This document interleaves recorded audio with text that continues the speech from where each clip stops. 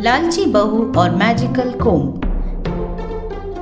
एक गांव में रंगम्मा नाम की औरत रहती थी। वो बड़ी संस्कारी थी और सारे रीति रिवाज जानती थी। वो हमेशा पूजा पाठ में लगी रहती थी। उसकी बहू का नाम था सुमति। सुमति बड़ी लालची थी। वो हमेशा कैसे ज्यादा पैसे कमाए जाए यही सोचती थी। एक दिन रंगम्मा के पास सुमति नाम की एक औरत अपने सर को अपने पल्लू से ढककर रोते हुए आती है।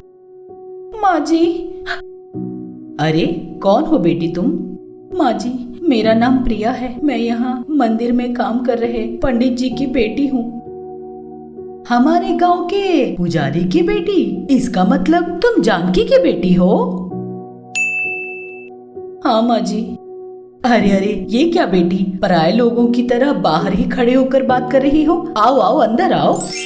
इस तरह उसे अंदर ले जाकर उससे कहती है, आप बताओ बेटी, क्या हाल चाल है? सब लोग ठीक ठाक है ना?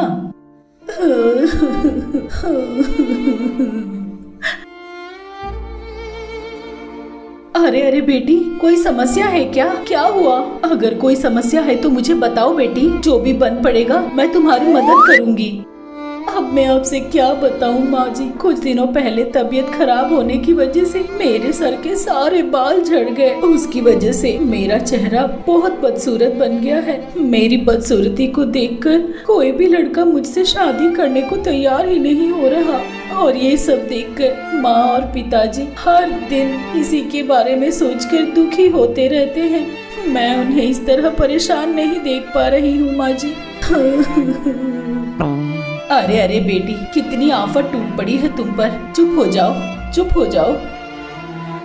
इसी के कारण मेरे दोस्त भी मुझसे मिलना बंद कर दिए हैं। आपको ही मेरी किसी भी तरह मदद करनी होगी, प्लीज। उसकी बातें सुनकर रंगम्मा को बहुत दुख होता है। प्रिया की किसी भी तरह मदद करने का सोचकर वो अपने पास रखे एक मैजिकल कोम्ब को देती है। देखो प्रिया, ये मैजिकल कंघी है। अगर तुम इसका इस्तेमाल करोगी तो तुम्हारा गया हुआ सारा बाल लौट आएगा।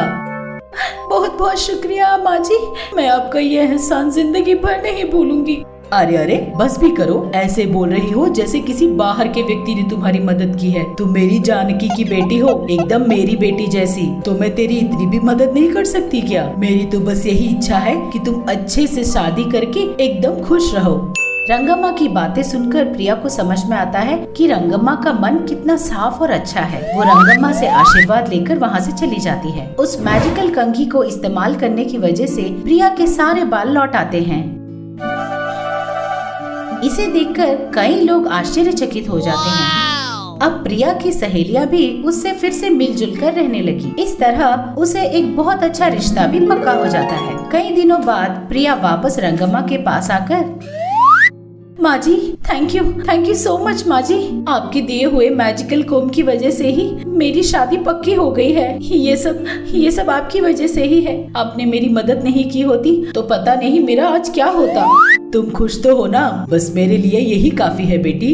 माँ जी, ये लीजिए आपका मैजिकल कोम्ब। अब मुझे इस कंघी की कोई जरूरत नहीं है। अगर ये कंघी आपके पास रहेगी तो कोई और अगर मेरी तरह मदद मांगने आएगा तो उसके काम आएगी।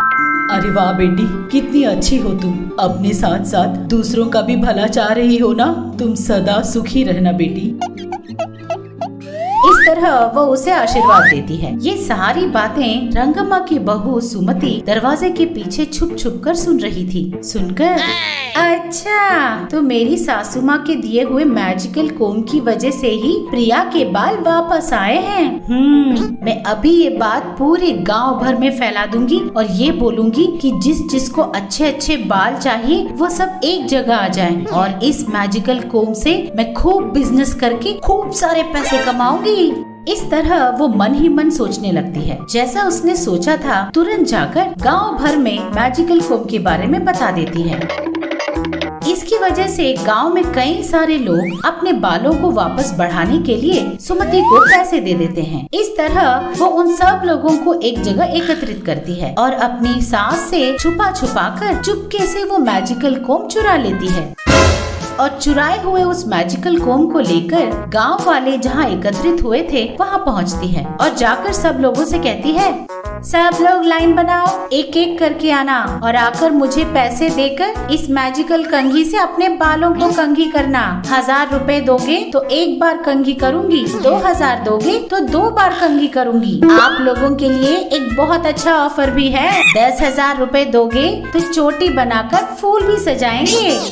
इस तरह बोलती है। ये बातें सुनकर सब लोग पैसे देकर उस कंघी से अपने बाल कंघी करते हैं।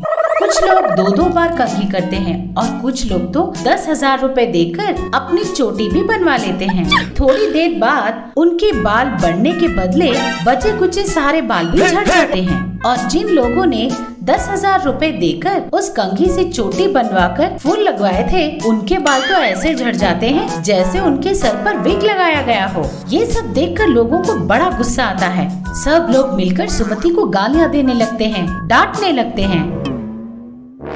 अरे अरे, ये सब क्या है? तेरी इस दवाई को लगाकर बचे कुछ बाल भी झड़ गए। क्या किया तूने? तूने तो कहा था कि बाल वापस आ जाएंगे और मुझसे पैसे भी लिए थे ना। अब बता, जो बाल झड़ गए वो वापस कैसे आएंगे? हाँ, मैं तुझे नहीं छोड़ने वाली, तू रुक वहीं। इस तरह सब लोग मिलकर उसे डांटने लगते हैं। ये सब देखकर सुमति बहुत डर जाती है और उसकी समझ में नहीं आता कि वो क्या करे। इस तरह वो डर के मारे कांपने लगती है कि तभी उसकी सास रंगम्मा वहाँ पहुँचती है। अरे अरे, क्या बात है बहू, क्या हुआ? इस तरह सब लोग तुझे डांट क्यों रहे हैं? अरे अरे, आप सब लोग मेरी बहू को डांट क्यों रहे हो? इस तरह रंगम्मा पूछती है तो वहाँ खड़े सब लोग सारी बात रंगम्मा को अच्छे से समझाते हैं। लोगों की बातें सुनने के बाद रंगम्मा को अपनी बहू पर बहुत गुस्सा आता है। गुस्से की वजह से वो सुनीता के सर पर 2 मारती है और लोगों के सारे पैसे उन्हें लौटा देती है। तब बोलती है, अरे पगली कहीं की, ये बाल बढ़ाने वाला मैजिकल कोम नहीं है, वो तो अभी भी मेरे पास ही है। ये बाल झड़ा देने वाला मैजिकल कोम है। इस तरह बोलती है। ये बात सुनकर सब लोग दंग रह जाते हैं। सुमति अपने मन ही मन में, क्या वो अलग है और ये अलग? देखने में तो दोनों एक जैसे ही लगते हैं। छी छी, फिर कभी भी मैं अपनी सासू माँ की चीजें नहीं छूऊंगी। इस तरह मन में सोचती है। तब रंगम्मा सब लोगों से बोलती है, हमें अपने आशाओं पर काबू रखना चाहिए। ज्यादा लालच करेंगे ना तो देखो यही सब होता है। इस तरह बोलकर सबको सबक सिखाती है और अपने पास रखे हुए मैजिकल कोम से सबके बाल वापस लौटा देती है। इस घटना के बाद गांव वालों को समझ में आता है कि ज्यादा लालच करने से बचा कुचा भी चला जाता है और सुमति को एक बात समझ में आ जाती है कि जिंदगी में फिर कभी भी अपनी सास की किसी भी चीज को कभी भी नहीं छूना चाहिए। आप सबको प्रणाम। मैं आप सबकी मनपसंद सास हूँ। हाय, और मैं आप सबकी चहेती बहू हूँ। अब से आप लोगों का मन बहलाने के लिए और आप लोगों को खुश करने के लिए हम महा टीवी के साथ आप लोगों से मिलने आ रहे हैं। तो अब देर किस बात की, अभी हमारे चैनल को सब्सक्राइब कीजिए। नोटिफिकेशन के लिए घंटी बजाना ना भूलिए। आपको सास पसंद है या बहू पसंद है? कमेंट्स में जरूर लिखिए। देखते रहिएगा महा टीवी।